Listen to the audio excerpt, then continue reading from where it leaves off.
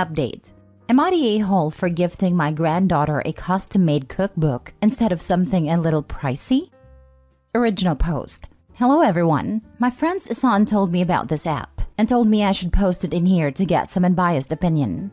I, 59 female, have 3 kids. 39 male, 35 female, 32 female.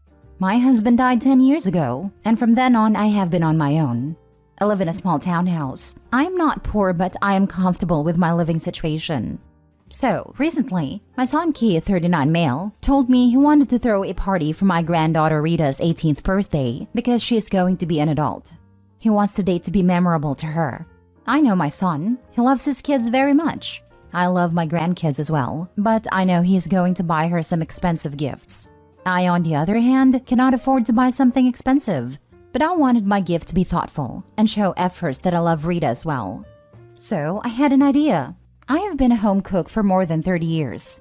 I used to work in a restaurant before, and then moved on to having my own catering business in my early years. I loved creating new recipes and altering the old ones to my own. So, I had an idea to make a compilation of some of my signature recipes and make them into a book. I wrote down 20 recipes in my computer, and with the help of some grateful people, I was able to print them out. I then had another idea to make the recipes into a cookbook. So, I went on a publication house and told them to make a cookbook that looks like an ancient book, except it will contain recipes. I did that because 1. Rita has a passion for cooking. She wants to go to culinary school and hope to open her own restaurant chain. 2. Rita also likes things that are like medieval. She is into one of those Lord of the Rings kind of things. So, I thought it was a thoughtful gift for my lovely granddaughter. When the day arrived, I packed it up along with her favorite cookies. When it was time to open the presents, she got a lot of stuff. And when it's time for mine, I was happy. She opened it and gasped. I explained it to her that the book contains all the signature recipes I have made over the years. I don't want her to have it. She said thank you and that she appreciates my gift, and someday she will try to recreate it. Everyone seems to be happy, except for her mother. She pulled me to the side and told me I should have made more effort into her gift and not give her some cheap book. I was appalled. I told her Rita likes it, and that's all that should matter. And she told me Rita only pretended to like it because she doesn't want to be disrespectful, and Rita's still a child who doesn't know anything. It also added that it was a little narcissistic of me to make Rita's gift about myself and my cooking, rather than it being about her. Now I am sad. If Rita didn't like it, I would be happy to replace it. But it is now making me wonder if my gift was actually cheap or not. Should I have just bought something a little bit pricey rather than giving her a cookbook? Now for the top comments before reading the update. In 10 years, she won't remember most of the pricey gifts. She will have yours and a piece of your heart forever. And they'll be broken or out of fashion. This book shows how much she knows about her granddaughter and their close relationship. I have a feeling Mommy's jealous about the love, thought, and care you put into this particular gift. Anyone can buy expensive gifts, but not many can give a priceless gift like Grandma gave her.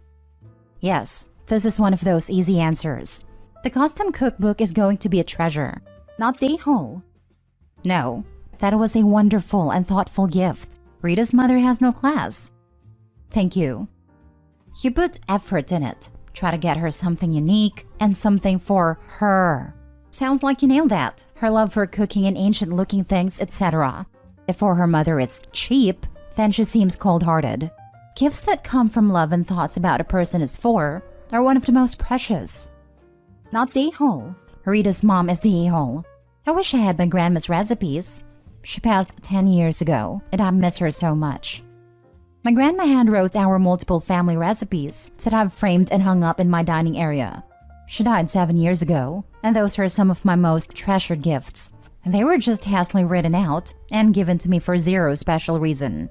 This gift will outshine anything else she got, and I feel her mother was jealous.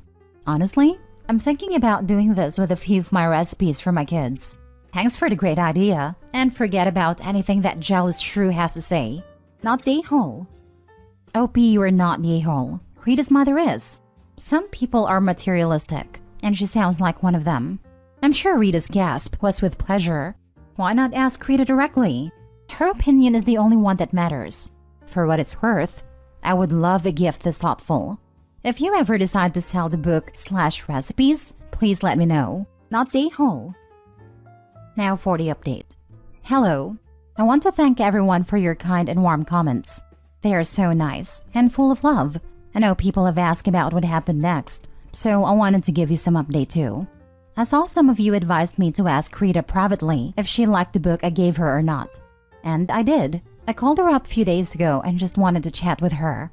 After some small talk, I asked her if she liked the present I got for her.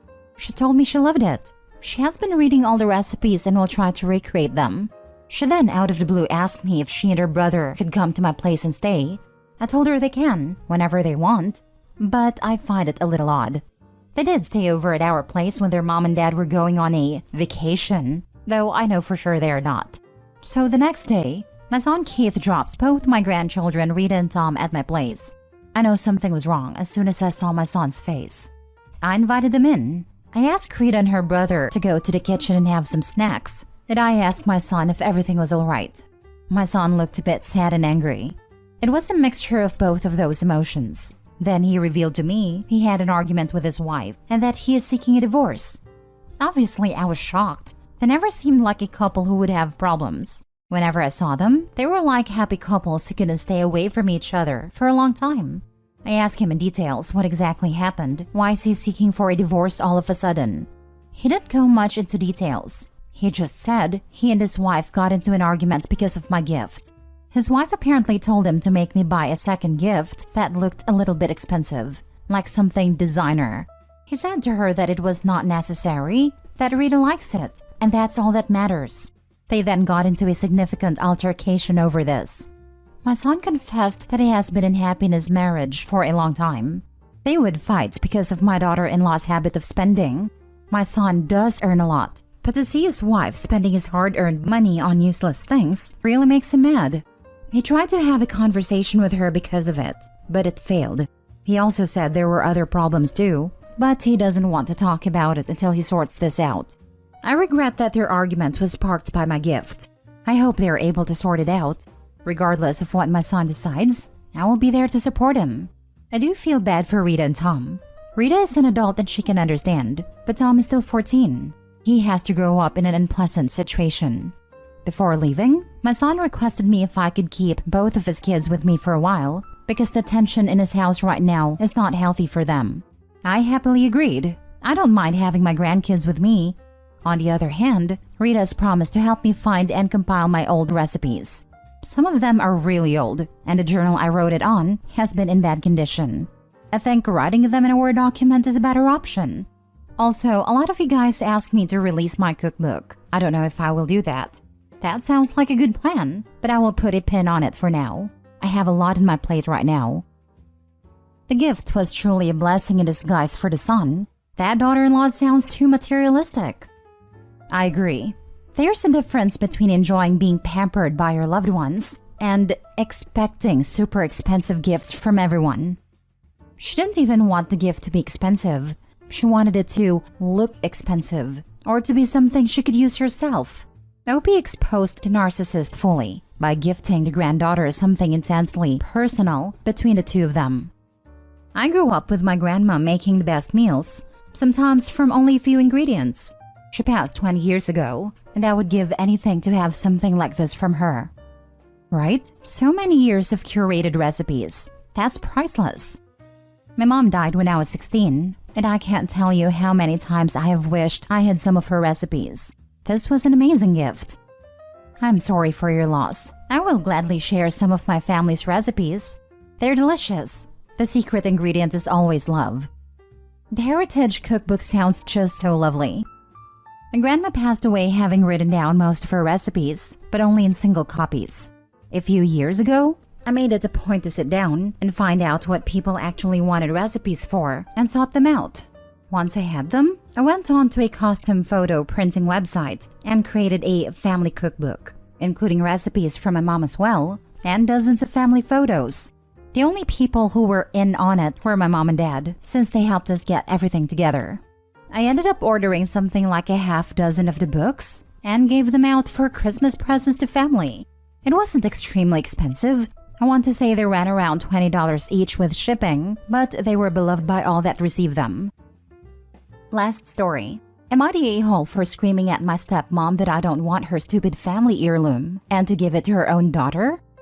My dad married Lucy when I was 8. My dad and Lucy met at a support group for grieving widows and widowers, and they were dating almost immediately after meeting, which was 6 months after my mom died and 11 months after Lucy's first husband died.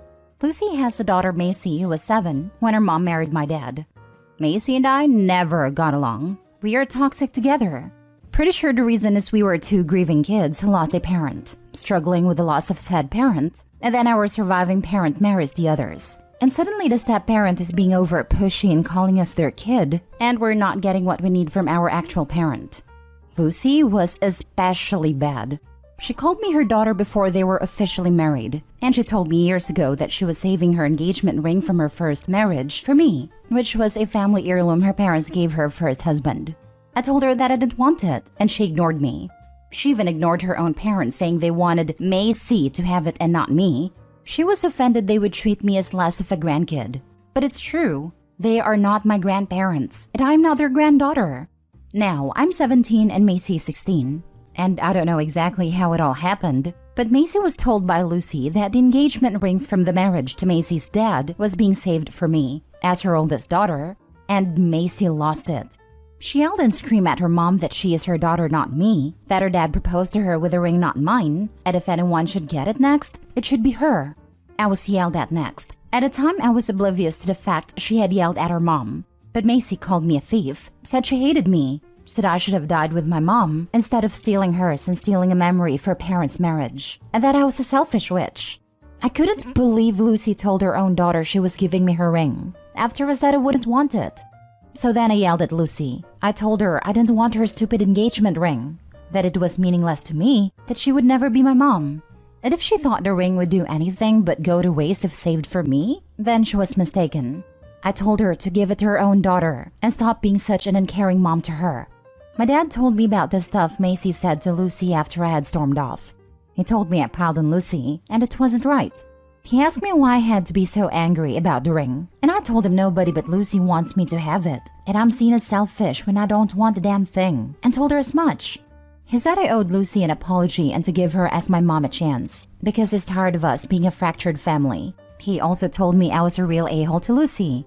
I told him that's what you get when 2 fractured grieving families get forced on each other. Am I the a-hole? Now for the comments. Ironic that this ring is the one thing you and Macy can finally agree on.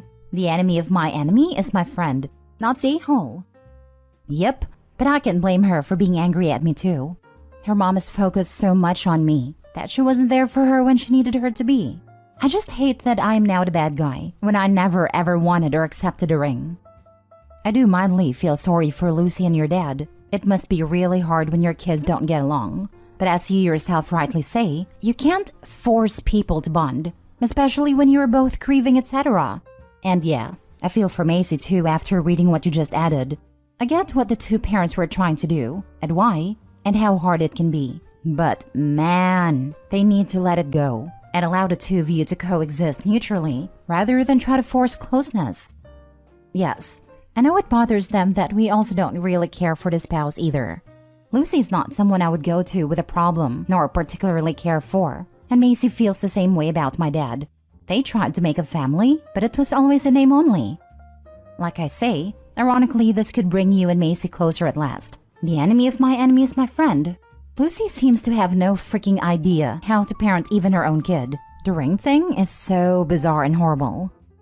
They can be, but I don't think Macy will ever consider me a friend. After the ring thing, I don't know that she won't always hope that I die and leave her alone. Lucy and my dad are both like that now, but my dad wasn't always. Grief changes people and not always for the better. Not the a-hole, but your father and Lucy are. I'm really sorry for you and Macy. I cannot imagine what goes through Lucy's mind when she wants to give the ring for you instead of Macy, as it belongs to her father's legacy. You have the right to have the memory of your mom, and Macy has the right of the memory of her father. Your step-parents shouldn't force themselves in a situation where they want to completely replace the original parent. I think you should seek therapy as a family. I honestly don't care about making us a family after all this time, and I'm almost free from this. Dad and I don't really have much of a relationship, and I'm pretty sure it will be the same for Lucy and Macy in another couple of years. Family therapy only works when you want to be a family, or are a family. Ours was always more in name only than practice, and for me it's not worth saving anything. Maybe if I'm just gone, Macy will actually get a ring. Or maybe Lucy will always hold on to it and think of it as belonging to me, but I won't play a part in that. Have you tried to speak to Macy that you don't want a ring? That you explained when it was mentioned that you said it should go to Macy and that you wanted nothing to do with it? Or would that be an effort in futility? I think trying to talk would make things worse. Too many years of bad blood between us for that, and too much of Lucy choosing me over her own daughter for Macy to want to hear me speak about it.